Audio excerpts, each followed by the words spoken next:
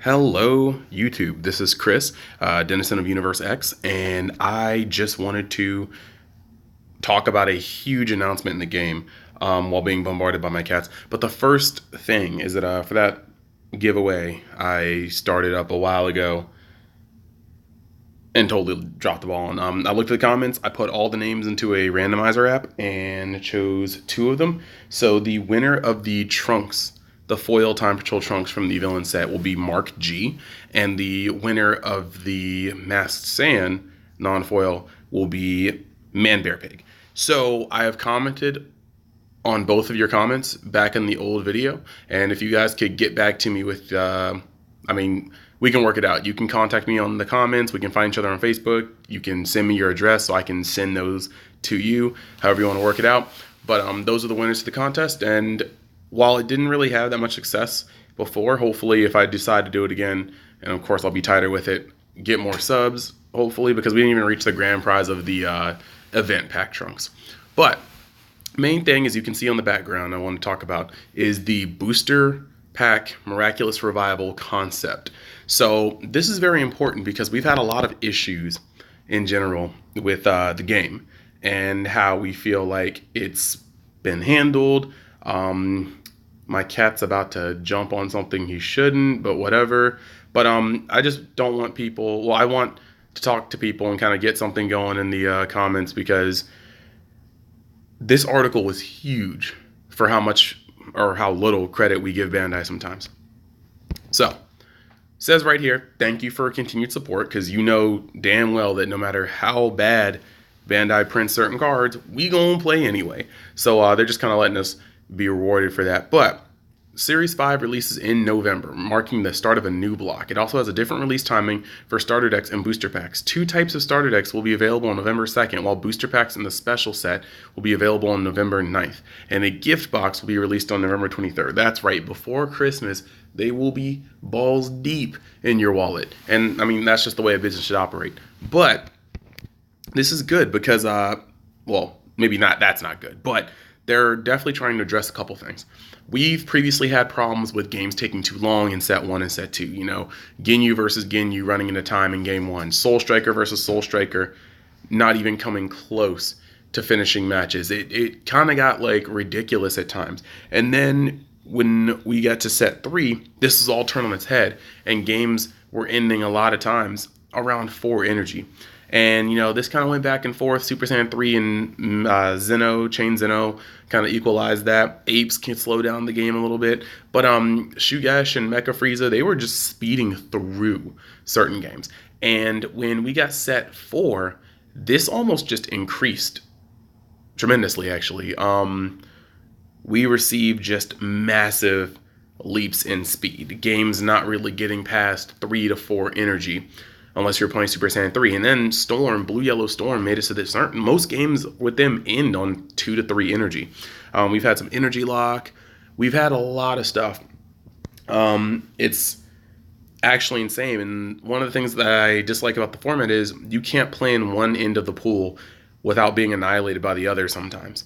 When you're looking at the deck I topped with at Otakon, the finish, 6th place finish with blue-red Hirudegarn, I played a more defensive build. And so when Storm blue-red came to me, I played the more defensive role and just let them attack. I saved my Sensu Beans, my Gohans, my Unbreakables, and normally they could not break me. And when we finally got to 3, 4 energy, I just took over the game. Breaking their Hoys out of hands with hits, or taking their hits and their foos away and then forcing them to use their Hoys so that, you know, they couldn't really push me with combo power once they did get their pieces back. There were all sorts of things that kind of went along with that. But my only loss in that tournament before I scooped out a top 8 was blue-yellow Hirudegarn. And I never got to the mid game I felt so comfortable with. I 2-0'd 3 Super Saiyan 3 red blue matchups, and I just feel like my deck's mid game, well, that deck's mid game was very strong, but blue yellow would beat me before I got there. So you have a deck that can steamroll mid range decks before they even reach mid range, but then you take Super Saiyan 3, and instead of playing red with it, you play yellow, so it has access to Nimbus and the Gotens for consistency and Bardock's for quick awakening, and all of a sudden you have Nimbus for the first 3 turns of the game, and that deck stabilizes, and then Storm can't do anything to it. Like I've been testing. I've been working with Swap. I've been working with Yellow Red, which I'm actually going to do deck profile for. But it's you can't. It's hard to play a style without being blown out by another style, and you have to get really tricky with the text. And sometimes that's good, but I feel like a traditional healthy meta doesn't just have a popular deck and the decks that smash it. It has a good setup that's beaten by another good setup but dominates another good setup, and then so on for maybe 3 or 4 decks. So you have a triangle or a square, you know. You have the fast deck that beats control but has a hard time versus mid-range. You know, mid-range can fight control, can fight aggro, but sometimes if you let the game go too long, control stomps it. If the game gets us too out of control in the beginning, then aggro stomps. Like I like formats like that. It's a very MTG feel. But one of the things that they're trying to address here, first, they're talking about speed, game speed, kill turns. And to summarize this, and you can look at this, you can pause the video, or you can just look at the link down there again to just see this kind of stuff. But basically, they're saying that the games ended too slowly in set 1 and set 2, but set 3 and 4, it sped up. And they even admitted to their mistakes. Right here, feedback from players around the time of Series 1 was released tended to center around the long length of games, and we heard a fair amount, or a fair bit in particular, about tournaments going longer than expected. We took this in consideration, developing aggressive cards for Series 3 and the rest of the Overrun block, with the intent of reducing the number of turns required to win. Well, I can't say they failed. Nobody can say they failed. People are getting ended on turn 2 right now. They most certainly mission accomplished. But they also said, but experienced players quickly grew used to the speedier pace, and the amount of time required per game gradually shortened in comparison to Series 1, resulting in an even greater reduction of overall playtime. But they said that playtime was not their overall concern, and that the speed isn't exactly as healthy as they thought it would be. So that's cool. They're definitely talking all about here about wanting to slow down the game. Not to the point where it was in set 1 and set 2, but most certainly slower than 3 and 4. Deck archetypes. The environment up to Series 4 saw aggro decks dominating, something we suspect the fast turn kill was responsible for, or kill turn. We think delaying the kill turn will allow more deck archetypes to complete. We're rebuilding the kinds of deck archetypes players can construct from the ground up. I like this, but I think it's also sort of a lie. I will preach this for days. In set 1, mid-range was the only deck that really existed. Your mid-range could have more hand destruction if it was, green-based. It could have more punch to it if it was red-based via, Kabas, Champas, Furthering Destruction.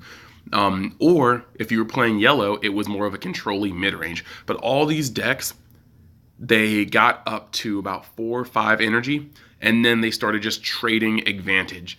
Bomb cards that cost 4 energy that affected the board or the hand, and then you just kept going and swinging back and forth, and eventually one person bottomed out after not making the best plays or just having his plays trumped and losing advantage over time. When we got set 3, the first aggro decks really started springing up due to Massan really just having a lot of crit, or in the case of Mecha Frieza GT, you just being able to push so hard in the first couple turns without using real resources because of Frieza's ability in Shugesh. So that really felt like aggro to me. You were beating the crap out of somebody before they had a chance to establish their field, their hand, their setup, their strategy. I feel like this game has never really had a control deck. And I mean, we've had pseudo-control decks. Soul Striker, I think, is a pseudo-control deck. Some people call it Soul Striker control, but you just really had so much destruction that you got to pick and choose what your opponent could keep on board and what they could not. So that's like control through destruction, which I still kind of feel like Soul Striker was just the most powerful mid-range deck. Looking at the Ginyu, that was... People call it control because of Bloodlust and Crusher Ball and the destruction. But again, there was no real win con to the deck. It still just grinded you out. It felt very mid-rangey to me. And I think most people that play Magic or have played Magic would agree. But we haven't had a control deck. I think the closest control cards we've had in the game are actually like Hit because you get so much information and can just completely base the rest of your turns off of that. But that's such a versatile card. It's used in all sorts of decks, mid-range, top end on aggro, control. And then you have Frieza, Universe 7 Frieza. I thought that was actually the first control finisher I've ever seen. It forces your opponent to play a completely different game. You swing with it, and just for them to react takes away life. It limits your opponent's plays. It's a floodgate. I think that card was the first control card we had, but I'm already going too long on that. The point is, I just think this little part is wrong because aggro is not what I say was dominating the series until set 4. Some of set 3. Interactivity, sorry. Up to this point, we haven't designed many effects that can be played instantly to counter/respond to your opponent's actions for the following reasons. They can have potential to slow down the game, and they wanted to keep fast-paced battles, and new players may find it hard to get into the game. Now, while Cold Bloodlust does add a layer of reaction time to any effect going off, it still was kind of healthier, I think, than what's kind of going on now, where dudes are just going off. Like, you know how many people would not have died if they could have lusted the Bardock swap? I mean, Flute still will just kind of wreck that. But if you can lust the Fu when it comes down so they don't draw 2 and they don't have double strike, there's a lot of things that like could change. But they said that they want to introduce more counterplays. However, they also said that they don't want to just have it open at every window. So these will be more reactive on your opponent's turn, well, on your turn, than to have just counters that are open during your opponent's. So, like for instance, examples: activate main 2 energy. If your opponent has 4 more battle cards in play, choose all of your and your opponent's battle cards with energy costs are 4 or less, ignoring barrier and KO them. That is a dark hole for 2, but it looks like you've already had to have played the card first. So it's a dark hole for maybe 5. You 3 to put it out, activate 2, destroy everything. I can see this being like a Vegeta sacrificing himself with the bomb or with the super explosive kind of wave. It's kind of cool. But these are things that, yes, they won't stop your opponent from flooding, but if you get Nimbused and then followed up with this card, your whole field's going bye-bye, and that could really hurt. So I think that's actually cool. This might give Control some new options. You Nimbus to stop yourself from dying, and you blow up their entire field next turn. And it'll also make your opponent a little more afraid to flood the board. If they don't go above 4, they can't be blown up like this. But if they stay below 4, you can pick them off with single target unless they have barrier. Interesting. We just need to see how it plays out. Next, expanding tactical options with wish leader cards. We're going to talk about this in a moment, but basically set 5 is not going to have leaders that awaken. It's going to have leaders that wish. And when you assemble enough Dragon Balls, you'll be able to awaken your card, wish your card, and it's going to flip. And you'll recycle a Desires card, and there's going to be so much more information about this and so many things we can cover. But basically, they're trying to stray away from the rush to awaken syndrome that this game has gotten over time. And I think that's beautiful, because rush to awaken has really kind of killed, I feel like, some of the fun for me. Like, yes, it's efficient, but at the same time, if you think about it, what made Dragon Ball Z cool as kids? Did they just square up, look into each other's eyes deeply, and then just instantly go like Super Saiyan 3 and like just Majin and start beating the crap out of each other? No, they like dragged it out. They fought in base form. They trash talked. Vegeta sneers at his opponent before literally just hinting that he can go Super Saiyan 1, and then everybody freaks out. Then he goes Super Saiyan 1. Then there's more testing. Like, there's not this race to your flip side. And then they've talked about in this article, they want to keep it very close lore-wise to Dragon Ball Z with the fast-paced battles. But okay, in that case, we just don't need to be awakening all the time. It needs to be kind of a crucial silver bullet. I feel like your awakening should be not something you race to because your beneficial side on the back is so much better. I mean, there are leaders that don't work like this, like Hirudegarn. His front side is just as crucial. It's more crucial than his back side until you're at 4 energy and your opponent's low on hand. But Super Saiyan 3 is literally a freaking vanilla on his front side after you use his initial activation until he turns his back side and he's one of the most broken leaders in the game. So I am okay with this. They just kind of have some cards right here. You can see this. It's a Dragon Ball. It's the leader front. Permanent. This card cannot attack. Activate main. Switch this card to rest mode. Choose up to 2 Dragon Balls cards from your deck or life. So you're going to be able to look at your life, it seems, and kind of be like, oh, okay, oh, I got this in here. Oh, my one scientist Fu is in here. Stuff like that. Or Big Fu, Fu Meister, F you. Point being, you can look through there, find the Dragon Balls, and wish. When there are 7 Dragon Ball cards in your drop area, choose up to 1 desire card in your area, add it to your hand, then flip this card over. So you'll flip, and then you have this cool Shenron card. Miraculous, whatever this is, Shenron. That last card, or last word in there is like kind of like questionable. But this card cannot attack. Activate main, choose 1 once per turn. Draw a card. Choose 1 desire card in your hand with an energy cost less than or equal to your current energy and activate its main skill. Remove 7 Dragon Ball cards in your drop area from the game. If you do, choose 1 of your battle cards and it gains plus 10,000 and triple attack for the duration of the turn. Flip this card over at the end of the turn. So I like that. You can see right there that this card cannot attack. That's still cool, but he grants a wish. He can draw a card, so he doesn't have to swing to draw. He just draws a card. He can play a desire card for free as long as it's equal to or less than your total energy. Or you can remove 7 Dragon Balls and grant the wish of beating some dude's ass by giving something 10,000 of hack power and triple strike. Powered or behind battering laser, that could potentially be disgusting. And we all know that if you have triple strike and then you gain triple attack, this could be the end. Like, you're swinging 3 times with something with triple. There are some combos, but the cool part is if you run 2 sets of Dragon Balls, you could, especially if they have different names, if you could run like 2 sets of Dragon Balls, you could possibly awaken twice. Go for game once. Oh, it failed, flip back over. We're going to do the same thing again. Okay, I'm going to awaken again later. So I think this is really interesting, and it's not tied to life. So that being said, that's a lot to deal with. Like I said, I'm going to put the link down there, but there's also a little bit more. This is one of the first arts for Pack 5. It looks pretty cutesy. There's a video on here that you guys can check out. And then that's the block name, Shenron's Wishes. And then lastly, they're just talking more about it. New leaders instead, do not awaken. Dragon Ball. That's a little hard, but Dragon Ball, blah, blah. Oh, I'm so sorry. That is so blurry. It looks like you can put a lot of Dragon... Wow, I'm so stupid. I'm so sorry. It's like blown up here 2 centimeters away while I'm trying to zoom in. If you can't tell, I'm a little tired. Point being, Dragon Ball. You can include as many copies of cards with Dragon Ball in your deck as you like, as long as the total number does not exceed 7. So that just kind of kills what I just said right there. You can only use his wish effect once.